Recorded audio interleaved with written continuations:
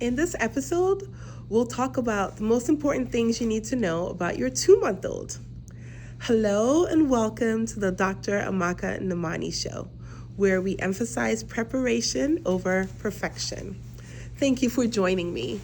So in our last episode, we talked about the most important things you need to know about your 1-month-old. And hopefully you found that super helpful. Again, feel free to leave comments in the comment section if you have any questions, how this has been helpful to you. I would love to hear back from you. And today we'll talk about your 2-month-old. It's hard to imagine that your baby that you just had, 2 months ago, is now 2 months of age. And so we'll talk about those really important things that you need to know, the high level stuff that you need to know for your 2-month-old. And we'll talk about it in major categories like what you need to know about your child's feeding, what you need to know about your child's sleep, and what you need to know about your child's development. Okay, so let's start off with your child's feeding. So your baby is now 2 months of age, and your baby is still very dependent on you with regards to what they need to eat. If you're breastfeeding, and especially if you're exclusively breastfeeding, your milk is still all that your baby needs. Your breast milk has all the nutrients and minerals that your child needs. I do, like I did in the last video, strongly recommend that you continue to take your prenatals, mom, and for the baby, for your baby boy or girl, that he or she is getting vitamin D supplements. Again, that's generally dependent on where you are in the world, but considering that I am in the US where a lot of us are vitamin D deficient, most babies do need their vitamin D supplements. Okay, and if your baby is formula fed, then you need to continue with just the formula, right? The baby does not need water or juice or any herbal supplements, none of that, just exclusively infant nutrition, which would be breast milk or formula. And if you're a mom who is breastfeeding and formula feeding, I do not recommend mixing breast milk and formula in the same bottle. I recommend, if you're going to do straight breast milk, like if it's express breast milk, that you just put just the breast milk in the bottle. And if it's just formula, that you just put formula in the bottle. I've had moms who've told me, oh, well, I just put breast milk and it's 2 extra ounces of formula and I mix everything in there. I don't usually recommend that. Okay, now your baby's sleep. So your baby is sort of beginning to get a little bit of a hang of a rhythm, and so at this age, a lot of babies will have about a 5 to 6 hour stretch of sleep.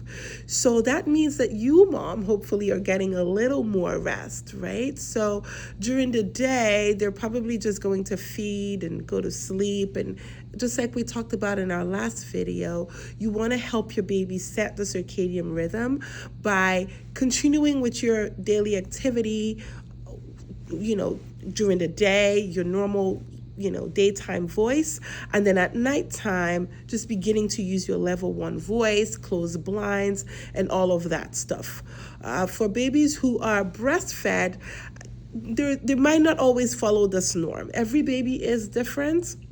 But I usually say, follow your baby's cues, mom. And if your mom is a mom that's exclusively breastfeeding, then you really want to make sure that you are continuing to be stimulated, right? Because breastfeeding is a feedback mechanism. It's a feedback mechanism, which means that your body only makes as much as it thinks you need, right? So if you're consistently going 5 to 6 hour stretches without breastfeeding your baby, then your body is just going to down regulate. It's just going to say, well, I'm making all this milk and it's just sitting in there. It's not getting pumped. The baby isn't feeding on it. And so it's just going to down regulate. And that's sometimes when moms will say, well, I'm not making any more milk. But really what's happening is that your body is just paying attention to the stimulation that it's getting. So just like I said in one of the earlier videos, you want to make sure that you are getting stimulated at least 8 to 10 times in the 24-hour period. 8 to 12 times, I'm sorry. I normally go usually sort of between the 10 to 12 time window, except if you're like a mom that's like a super producer. All right, so we've talked about the feeding, we've talked about your baby's sleep, and now we'll talk about your baby's development. So we'll talk about the development in three major categories, which is the baby's gross motor skills, which is those big like movement skills, fine motor skills, and then your baby's speech or communication. So at 2 months, a lot of babies are now beginning to follow objects past the midline. They're getting to get a little bit of head control. So you remember when they're born, they're floppy. It's just, the head's just going all kinds of ways. At 2 months, there's a little bit more control. Those movements are becoming a lot better and smoother, right? And then this is one that I really enjoy, which is the communication, is that your baby now begins to have what we call a social smile. What does that mean? That means that when you smile at your baby is smiling back. So prior to that, babies may just smile like spontaneously, randomly, but when your baby has a social smile, it's actually really the true beginnings of communication. So your baby is responding, right? And so that's why it's really important that you continue to talk to your baby, whether you're cooking, you're making dinner, doing laundry, whatever it is that you're doing. I just say continue to communicate with your baby. And when you're feeding your baby, whether you're breastfeeding or formula feeding, talk to your baby, look in your baby's eyes, look in his eyes, look in her eyes, and talk to her, talk to him.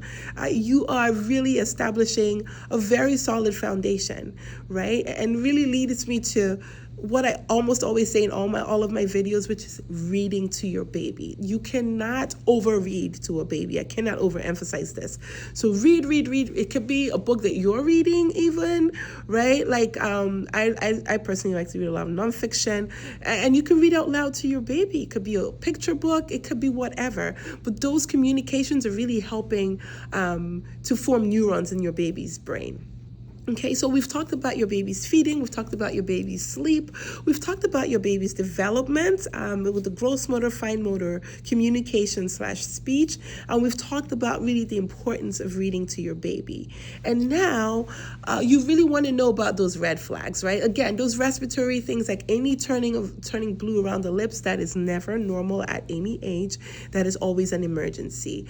With your doctor's visit, at the 2-month visit, your baby will get their first set of vaccines, right? And depending on what your pediatrician does, most babies will get about 3 shots and then a liquid in the mouth, which is the rotavirus. So in my office, we give a combination shot called Pentacil.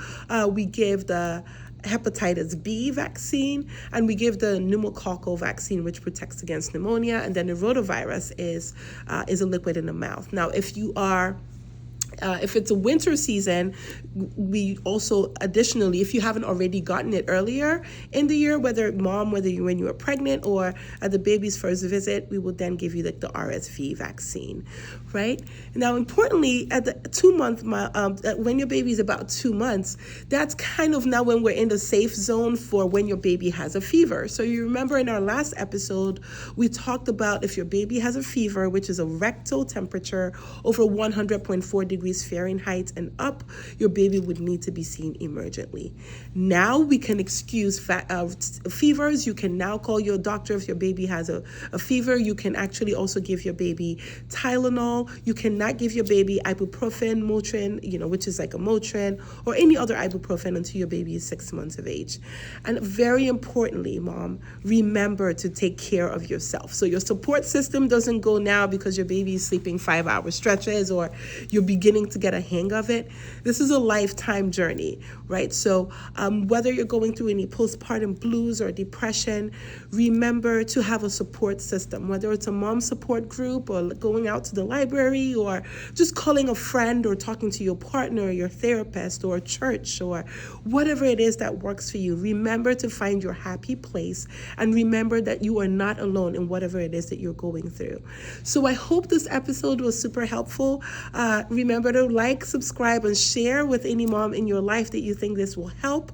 And until the next episode, stay healthy and remember, preparation over perfection. Until the next episode, toodles.